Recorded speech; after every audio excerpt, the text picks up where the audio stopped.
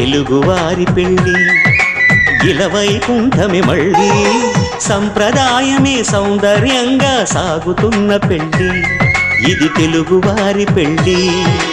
ఒకరికి ఒకరని అనుకుంటే అదే నిశ్చితార్థం ఆ నిర్ణయానికి తలవంచడమే పెళ్ళి అంతరార్థం శతమానం భవతి అంటుంది శ్రావణ మాసం శ్రావణ మాసం